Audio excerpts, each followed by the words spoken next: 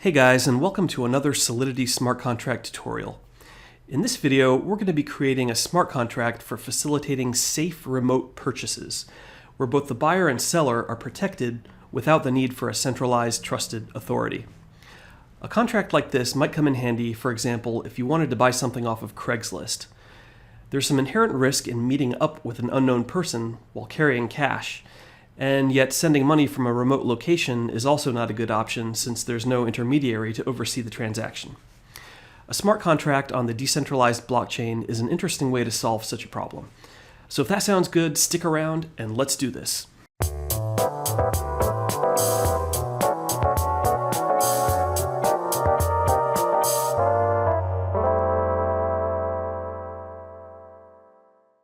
So here's the basic strategy behind the safe remote purchase contract. First, the seller publishes the contract and sets the value for the item for sale. Then, the seller sends funds to the contract, which then puts the transaction into a locked state, freezing the funds for the time being. The seller then ships the item for sale to the buyer, and when the buyer receives the item, he or she invokes a special confirmation function in the smart contract, which then releases the locked funds back to the seller. But wait a minute, there's one big security hole with this simple design. We're relying on the honesty of the buyer to say that they've received the item. What if the buyer never reports the item is received and the seller never receives their money? There's no feasible method for a smart contract to really tell if an item's been shipped or received.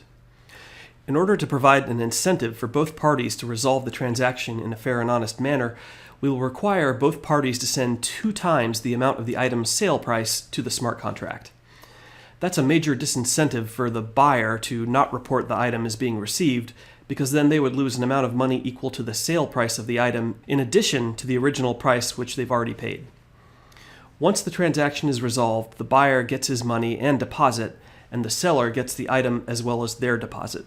Alright guys, so before we jump into coding, let's just take a high-level look at some architecture and just think about what kind of variables and functions will be needed in the program. All right, so first let's take a look at variables. First of all, we'll need a variable to hold the value of the item for sale, or the sale price. All right, then we'll need address types for the seller and buyer, and we'll also need a variable to hold the state of the contract, or the state of the purchase.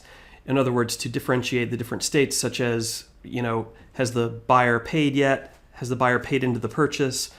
Has the buyer received the items, and have the funds been released? All right, next we'll need a couple of functions.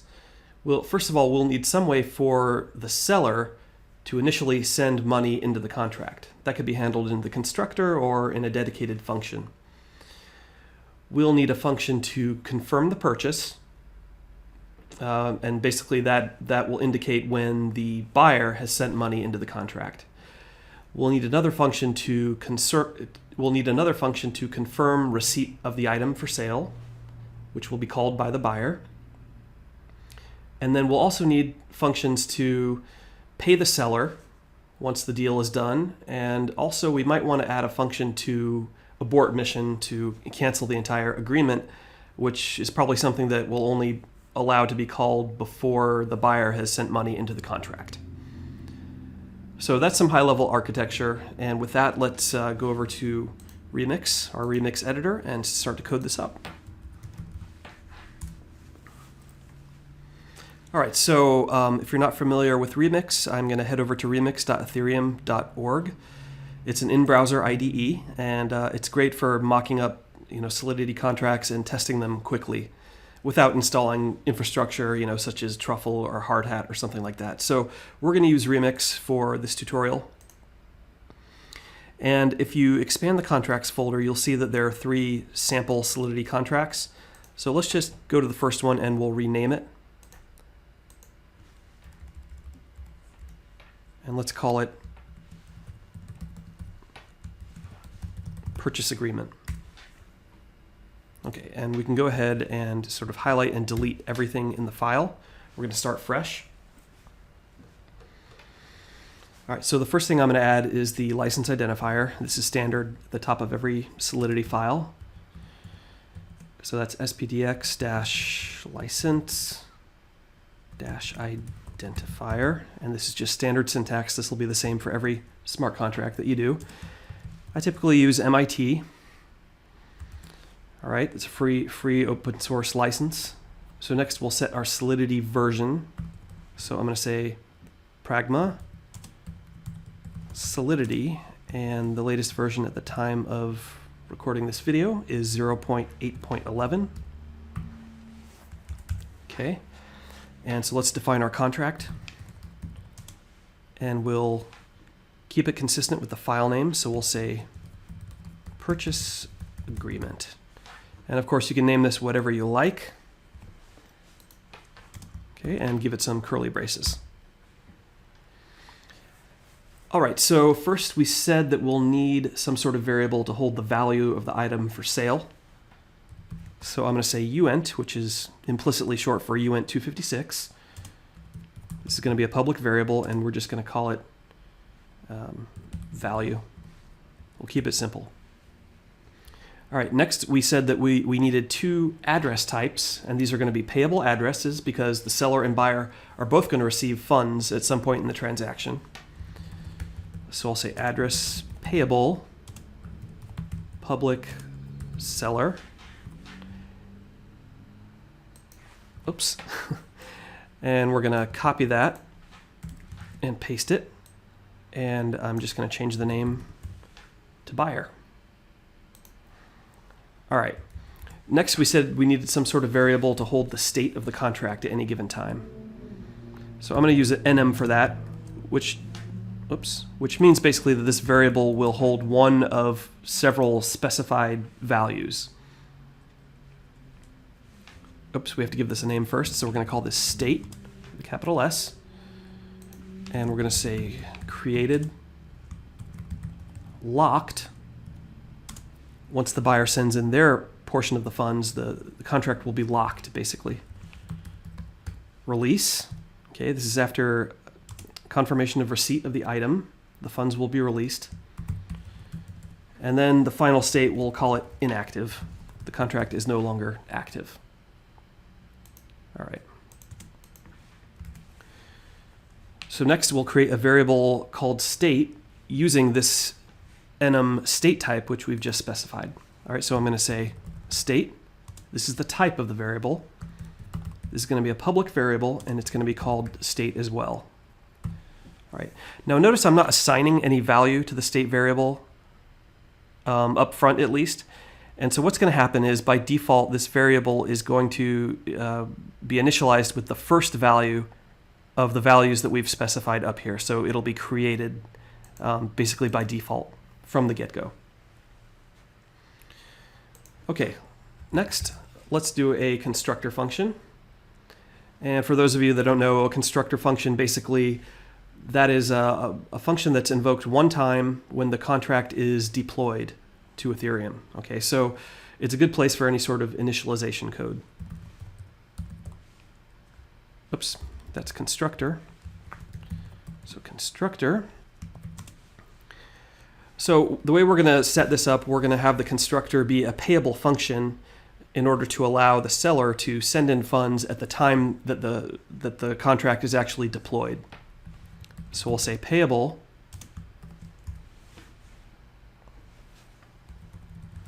I'll say seller.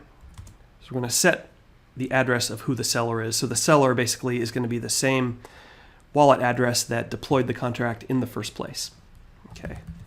So I have to cast this to payable since we said that seller is a payable address. All right, so we're going to use message.sender. Again, message you may have seen in previous tutorials, or you may know this, but message is a global variable that is available in Solidity, and message.sender in the constructor refers to the address that deployed the contract to Ethereum. Okay, so by default, message.sender is not payable, so we're casting it to payable in order to satisfy that restriction on the seller variable that it is of type address payable.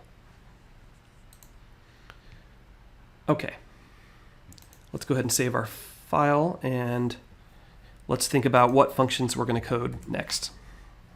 All right, so the first function that we're going to create is going to be a function that allows the buyer to send in money and then be sort of designated as the buyer for the life of the contract. So let's go ahead and create a new function. We'll use the function keyword, and we'll say confirm purchase. Okay. Now this is going to be an external function because the buyer needs to be able to invoke this function from outside of the smart contract code. So that's what the external keyword allows us to do. And then this needs to be payable. Okay, let's give it some curly braces. Now the first thing we want to do is basically we've got some state updates. We want to set the message sender in this context to be the buyer. Okay, so we'll say buyer equals, again, we'll cast it to payable. Since buyer is also a payable address, and we'll say message.sender. Now you may remember that we did something similar in the constructor. However, in the constructor, we're saying that message.sender is the actual deployer of the contract. Well, here it's not the deployer, it's the person the address who is invoking the confirm purchase function, which in this case is the intended buyer. Okay, so that's the difference there. It's kind of a context specific or dependent thing. All right, the next thing we want to do is update the state. So we said that when we start the life cycle of this contract, it's in the created mode. Now we want to set it to the locked mode. Okay, so we can say state equals state. Now we're referencing the enum dot locked, and that references the locked property or value that we've given as one of the possible values for the state enum. Okay, so far so good, but we need a couple of checks and balances here. So first we need to make sure that the buyer is sending in the correct amount of money. And remember at the beginning we said that they actually need to send in twice the value of the item for sale, right? And then they'll get refunded half of that back once they've correctly resolved the transaction. And this is just sort of a safety mechanism to protect the seller. So we need to check for that. And we also need to check the state just to make sure that at the time that the buyer invokes this function, that the contract is in the state.created state. Okay, so what we're going to do is we're going to create a couple of modifiers to facilitate those checks. And now a modifier is a sort of separate function or entity that we could then add here to qualify this function in order to restrict this function to have to satisfy the terms of the modifier. Sorry, that's a little bit of a confusing explanation, but let's just do it, and I think that'll make it clearer. All right, so let's first tackle the requirement that the buyer has to send in twice the amount of the purchased item in order to proceed with the transaction. So since this is only going to be used in one place, we can get away with a require statement here. And for the other condition, we'll actually use a modifier since that, checking the state of the contract may be something that's called from many different functions. All right, so we'll say require, and we'll say message.value, in other words, the amount that the buyer is sending into the transaction, should be equal to 2 times value, which remember is the item price that the seller has set. All right, so if that evaluates to false, we'll send back an error message and we'll say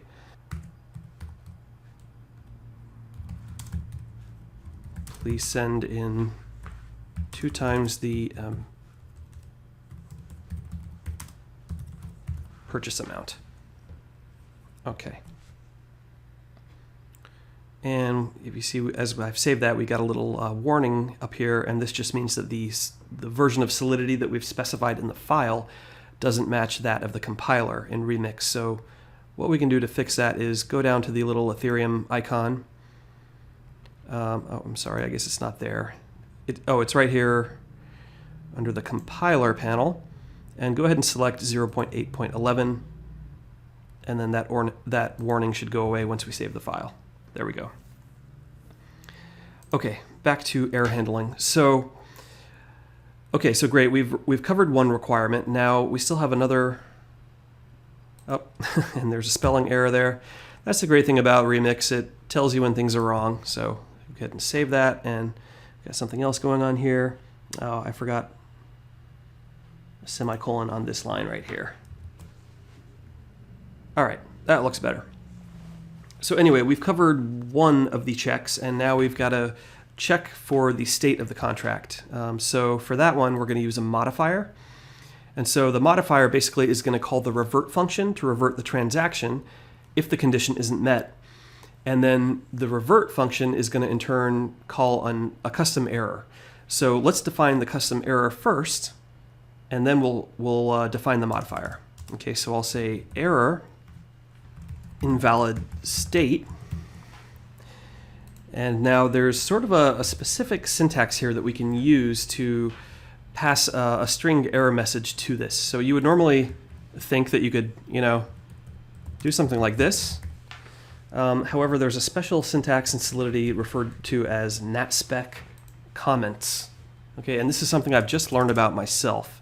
And the way this works is basically you do it with 3 slashes where a normal comment would be 2 slashes. And this is actually going to allow me to write my error message string right above the function. And the function invalid state, this custom error handler, is going to be able to actually get the message from this natspec comment that I've specified above.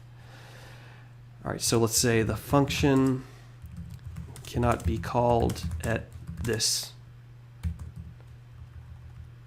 the current state. So this is a little bit weird syntax for me, but yeah, something that can be quite useful. So let's go below that and create the modifier. All right, so we'll say modifier in state, and this will take a state type as an argument. So we'll say state capital S, and then state with an underscore to differentiate that this is an argument from our modifier. All right, then give it some curly braces. And so we'll have a check inside this modifier, and we'll say if state is not equal to the state argument that we're questioning it for, then we'll go ahead and revert the function. So we can say revert, and that now we can call our custom error up here, invalid state. Don't forget the semicolon. And so now with modifiers, there's always one thing that you add at the very end, which is an underscore and a semicolon. And that's sort of a placeholder for saying, okay, now execute the rest of the function that the modifier is applied to. So we can apply this to our confirm purchase function by placing it right after our external modifier and before payable, just like that. All right, go ahead and save that. And some syntax error here, expected semicolon. So I'm missing a semicolon somewhere. I don't think I need these curly braces here like that. Let's see if that helps. Oh, it's actually right here. Okay, I'll put those back. That wasn't the issue. It's right here on line 17. And what else have I done wrong? Wrong argument for modifier invocation 0. Oh, of course, we're not passing in. Let's see, how's this supposed to work? So we're checking for state.created. So we actually have to pass an argument here. So we'll say state.created and make sure we spell it with the right casing. Save it. Okay, that looks good. All right, so at this point, let's take a minute and test what we have so far to make sure that we can create a transaction and then have the buyer confirm the purchase. And maybe we can also test this require statement right here. So what I'm going to do is you can make sure that your contract is compiled, and it should sort of do that behind the scenes, but you can also explicitly compile it here with this button. And then we want to select the Ethereum icon right here and make sure that the JavaScript VM is selected, and this is the environment that we're deploying to. And in this case, this refers to the JavaScript virtual machine. It's like a virtual in-memory blockchain just for testing purposes. All right, so we've got our accounts here. Make sure we got the first account selected. So this is going to be the seller. And we want to send in twice the value of the item for sale. So let's change this to Ether just to make things a little bit easier to read. And let's say we want to sell something for 2 Ether. So we'll send in 4. All right, and we'll go ahead and deploy. And I'll just expand this panel a little bit so we can see the logging. Okay, so if you scroll down, you can see right here our deployed purchase agreement smart contract. And now what we're going to do is change to account number 2, and now we're going to play the role of the buyer. Okay, so let's test sending in the wrong amount first. So we'll send in 1 Ether. So we should expect some sort of error message saying, hey, that's not enough. You need to send in twice the amount of the purchase. All right, so let's do confirm purchase. And perfect, we've got an error message as we expected. And here's our messaging that we set up. So please send in 2 times the purchase amount. Great. So that all looks like it's working just as planned. So far, so good. And you know what we could also probably do? Well, okay, I'll tell you what. Let's just move on to our next function at this time. So the next thing we want to do is, set up a function that only the buyer can invoke once they've received the item. Okay, so with confirm purchase, they're actually saying, hey, I'm the buyer and here's my money. We're verifying that it's twice the amount of the item for sale. And now this function is going to say, hey, I'm the buyer, I've received the item, so go ahead and release the funds to release my deposit back to me, basically, is what we're going to do here. Okay, so I'm going to say function, and we're going to call this one confirm received.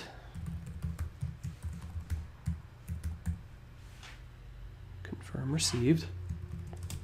Again, this one needs to be external. And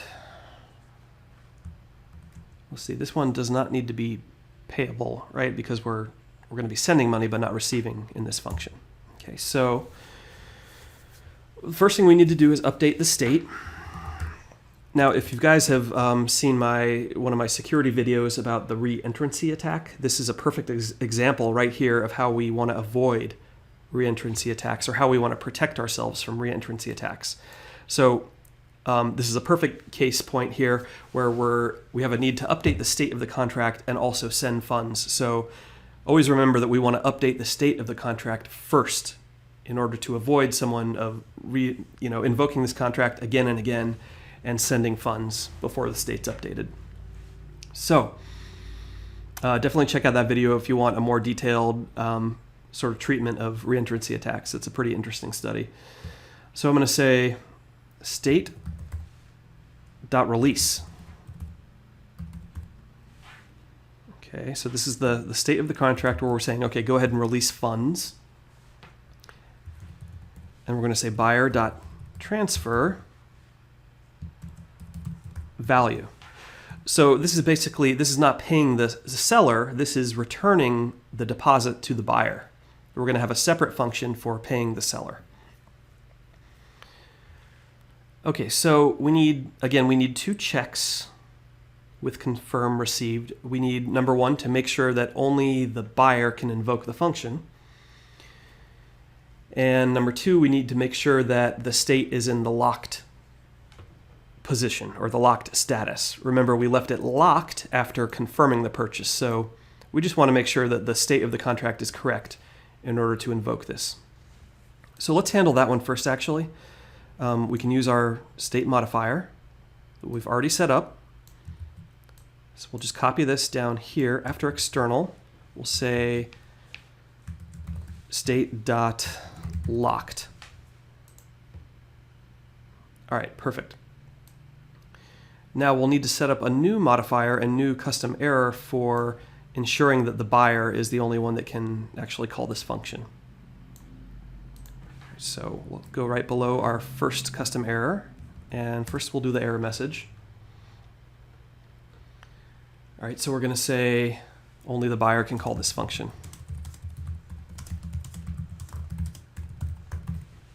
Okay, perfect. So we'll say error only buyer, and then we'll create a new modifier. So we'll say modifier only buyer, curly braces, if message.sender is not equal to buyer, and remember we've already defined the buyer variable at the very top, address payable public buyer. So if the sender of this transaction is not the buyer, then we want to go ahead and revert the function and call our only buyer custom error message.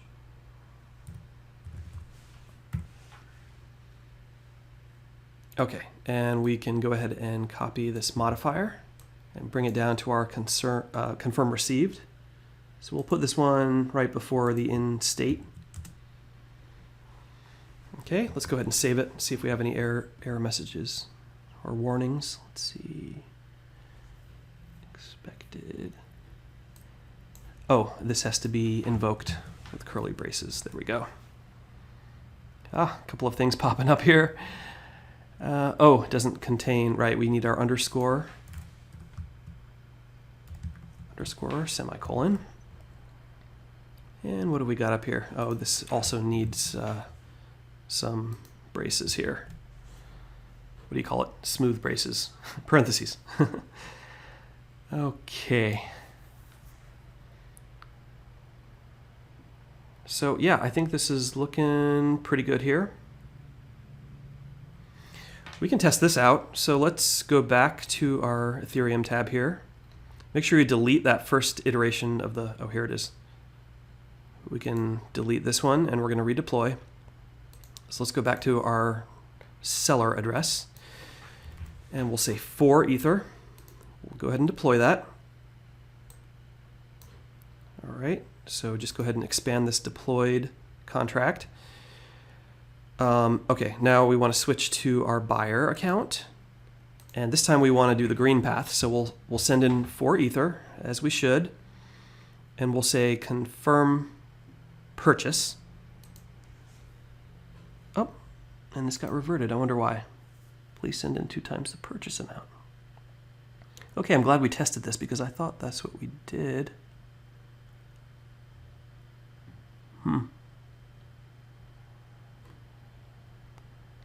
Message.value equals 2 times value. So for some reason, you know what, let's check what value is down here. Oh, so we're having a problem with the value being set.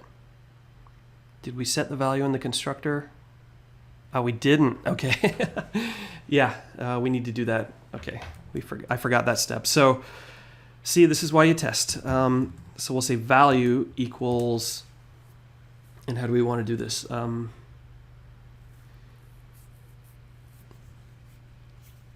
Message value divided by 2, right?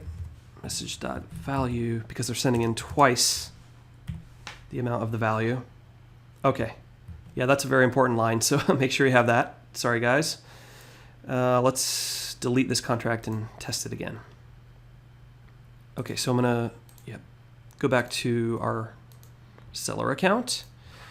Again, I'm going to say for Ether and go ahead and deploy. And go ahead and expand our deployed contract. We'll switch back to the buyer account. And again, we'll say for. So this should be the correct amount. We'll say confirm purchase. Okay, great. It worked that time. Excellent. So now we'll pretend that the seller has FedExed our item and we've received it. We've opened it up. And so now we want to do confirm received, right? So let's go ahead and try that. Okay, great. So that's working. So let's check the state. It should now be in state.release, in release mode. State. Oh, you know what? I don't think this is going to work how I was expecting. We don't have a getter for state. Oh, I see how this is working. So it's saying 2, which refers to the second position of our enum. So 0, 1, 2. Yep, so that's correct. So that's release. Okay, so everything's working fine so far. All right, let's go ahead and delete this, and we'll continue on with our contract. All right, so what's next? We want to do pay seller. So we need to pay our seller once the conditions of the contract or of the sale have been satisfied. So again, we'll say function, we'll say pay seller, And again, this needs to be external. And now only the seller is going to be able to invoke this function. So we'll need a modifier similar to the one that we just set up for the seller. And we'll also check the state again. So we've done this a couple of times. It's getting faster since we kind of have a pattern established. So this time we want to say, is the state in released mode? Okay. Now we'll come back up a little bit and we'll create a new modifier. And you know what? This is going to be real easy. We're just going to copy our buyer custom error, and we're just going to modify it, tweak it to relate to the seller. So I'll say only seller, and I'll say only the seller can call this function. And I'll go ahead and copy that. We'll bring it back down, and I'll paste that right in here after our external view modifier. Perfect. Okay. So again, to prevent reentrancy attacks, and I'm repeating this just to burn it into your brain because it's so important, I'm going to update the state first, and I'm going to say state.inactive, and then we're going to send the funds back to the seller. So he's going to receive, first of all, the price of the item sale, and then also he's going to receive that same amount 2 more times to represent his initial deposit. So all in all, we can say seller.transfer 3 times the value. Maybe value isn't such a great variable name. Maybe we should have called it like price. That probably would make more sense. But I don't think I'm going to change it now. All right. A couple of things here. Let's see what we've got. Only seller reference declaration is neither modifier nor a base class. So there's some either spelling mistake or something with the modifier. Let's go back and see what I've done wrong here. Oh, okay, I see. I forgot to copy the modifier. So on line 31, let's go ahead and copy that entire only buyer modifier, and then we'll just tweak it. We'll say only seller. We'll say seller. We'll basically do a manual find and replace to make everything that was once buyer just now reference seller. That's all we should need. Go ahead and save that. And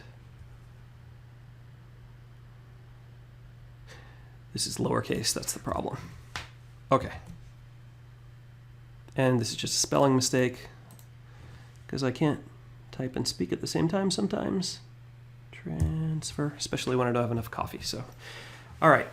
So far, so good. Now, I think we should add one more function and just sort of a safeguard for the seller if in case he or she just needs to sort of abort mission and back out of the whole transaction. So let's see, we only want to allow that to happen if we're in the beginning state, so before the buyer has sent any money in. Otherwise, that wouldn't quite be fair to the buyer to lock up his funds and then say, hey, we want to cancel everything. So basically, he or she will only be able to call this function if we're in the state.created status. All right. So we're going to say abort and external only seller. See, this gets easier because we've already defined this modifier. And in state, we want to check for, in state, state.created. All right. So first, we'll update the state, as we always do first. State equals state.inactive, referencing our enum. And then we'll say, hey, we can give the seller his money back now, since we've canceled out of everything. So seller.transfer. And so how do we reference the funds or the balance of the smart contract itself?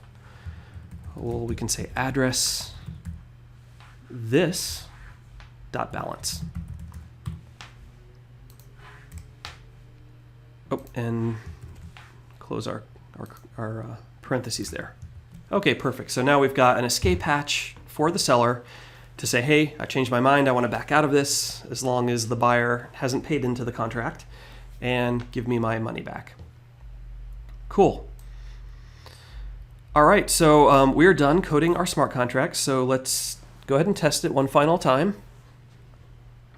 And so I'll go back up to the top and, just to make this a little bit easier to see, since we've sort of used these first two accounts to test a couple of times, I'm going to go down a few. I'm going to go down to the fourth account here, and let's start fresh. And so so make sure you've deleted that previously deployed account. I'm just going to expand this a little bit. So again, I'm going to send in 4, representing a price of 2 Ether for the item, and then an additional 2 Ether deposit for the seller. And we'll go ahead and deploy the contract and scroll down and go ahead and expand that deployed contract. And we can check a few things first. Yep, so the value is set to 2 Ether. The state should be what? Created, right? And that should be the 0 position of our enum. So that's correct. And we can also check to make sure the seller is the right account and confirm that that's the one we've got selected. Yep. So that all looks good. So now we're going to change roles and put on our buyer hat here. So we've already tested the error path, so let's go ahead and do the happy path. And so this needs to be also 4 Ether. Okay, so we'll go ahead and say confirm purchase, and that's basically saying, hey, I'm the buyer, here's my money, set me as the buyer for this transaction.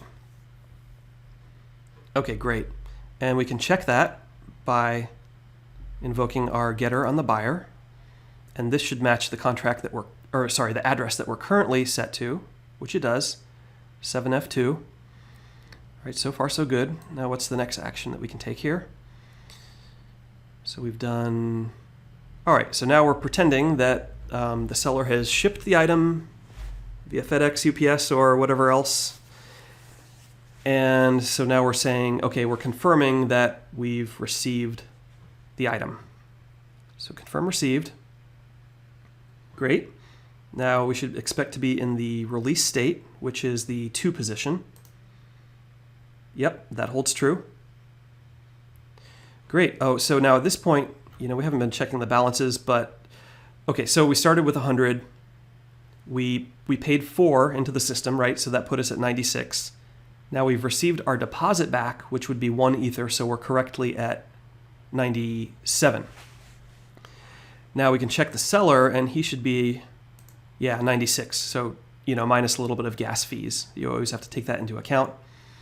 So now what we're going to do is we are going to test the paySeller function. So let's first try to invoke it from the buyer perspective, and this should fail, remember, because we have the only seller modifier on this one, on the paySeller.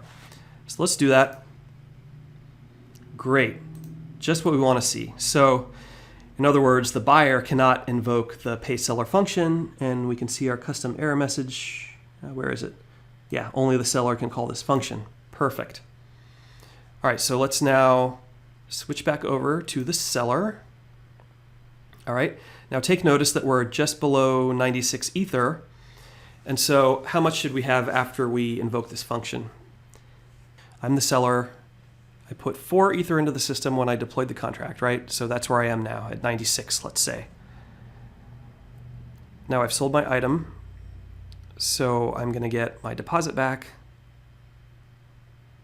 Oh, which is 4 plus 2, the price of the item. Is that correct? So I should be just below 102 Ether when this is all said and done. Do some math in my head there, and not enough coffee. Okay, so make sure that you've switched back to the seller account, and let's pay the seller. Great, so that succeeded from a code perspective, and let's check the balance. And perfect, we are just below 102 Ether, just as we expected. So a net gain of 2 Ether, reflecting the sale price of the item. All right, guys, well, there you have it. We have a working purchase agreement that's protecting both the seller and the buyer. Introduced a lot of new concepts here, including the the sort of new syntax for setting error messages, custom error messages, modifiers, and a lot of good stuff here. Transferring funds around and setting the state using an enum construct here in Solidity. So that's all I've got, guys. Hope you enjoyed the video. If you enjoy the content in this channel, I encourage you to subscribe to the channel. And other than that, hope to see you guys in the next one, and have a good night. Talk to you later. Bye.